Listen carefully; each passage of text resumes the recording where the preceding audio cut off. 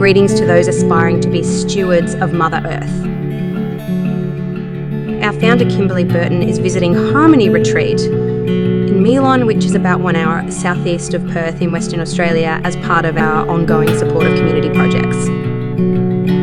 This land is the traditional country of Bailida Bindjarab Nonga. And we understand it's a former free-range chicken farm which has now been lovingly transformed into a place of healing by Kim's hosts, Michelle, Caroline and Troy. He has been building this section of their gardens above what is known as the Chook Shed, and we thought we would share his work so far. He is due shortly to return to Cambodia to continue his work with our regenerative partners there on their impact projects. Then on into Africa, joining the teams at Dream Village, in Ghana, a regenerative community and Plethora social initiative, a refugee-led organisation in Uganda. There, he will be working with the local teams and leading a group of interns drawn globally from the future leaders of regeneration. This team will be on their own remarkable year of self and collective transformation. They will assist in the building of the learning centres along with their adjoining food gardens. Then on into Senegal to work with the remarkable RADS organisation as they fight to hold back the Sahara Desert through reforestation. Kim was excited to be finally supporting a project in the region he has called home for most of his life.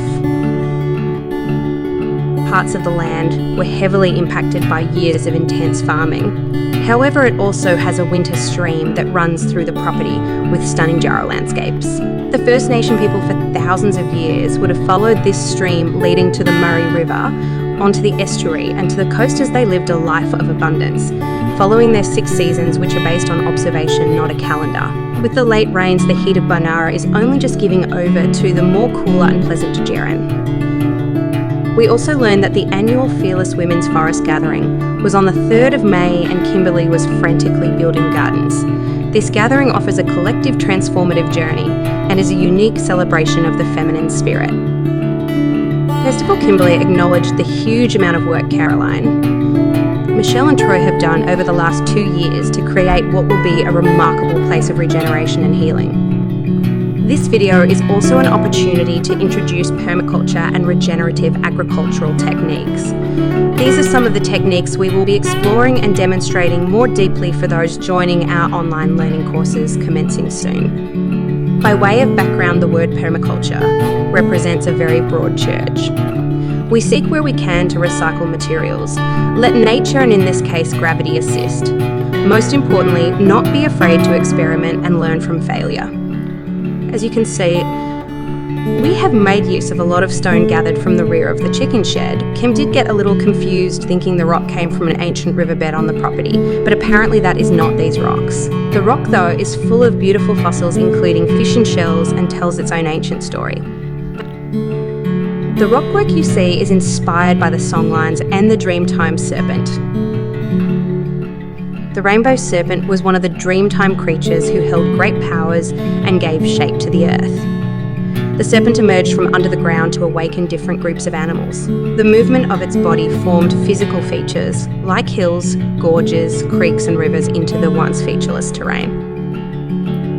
It also draws inspiration and is a small-scale version of a variation of Peter Andrews' leaky weir system, known as natural sequence farming.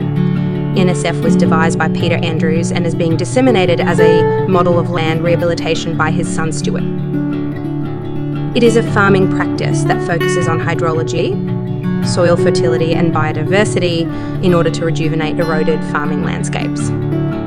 Significantly, it takes the pre-European hydrology of the Australian landscape as its starting point. We believe that this can be adapted by our project partners in Africa in a scaled version in their vital work of regeneration, including in Senegal, on trying to hold back the Sahara Desert. The basic premise is that in this model we take water through the system by gravity, with each garden bed having a series of steps to hold water before moving on. The water then sits and will not only penetrate down but also sideways, ensuring the soil can be hydrated. Cosmetically, it can run during the day, but for water conservation during the summer period, it is filled every few days late in the day, allowing overnight penetration. you will notice a number of small silt traps. And as part of the maintenance program, these are a great source of material for potting mixes while keeping the system relatively silt-free. You can also run a natural liquid fertiliser through the system to give the gardens a boost. We have also started constructing a number of hugel beds through the garden. A hugel or mound bed is a horticultural technique where a mound constructed from decaying wood debris and other compostable biomass plant materials is later or immediately planted as a raised bed. Considered a permaculture practice, advocates claim that the technique helps to improve soil fertility, water retention and soil warming, thus benefiting plants grown on or near such mounds. We will now continue to add lighter green waste and manure before planting on and around the mound. They also provide windbreaks, and Kimberly is looking forward to completing the area around the frog pond with another wet garden in a bathtub and rock and timber used for seating as part of Stage 1B. This will become a wonderful garden room and one of the centrepieces of this section. This is Stage 1 of structure completed, and now we begin layering in the plants looking to use food, medical and companion planting. We also are planning to use a lot of natives and are looking forward to exploring what Indigenous food and medicinal plants we can incorporate.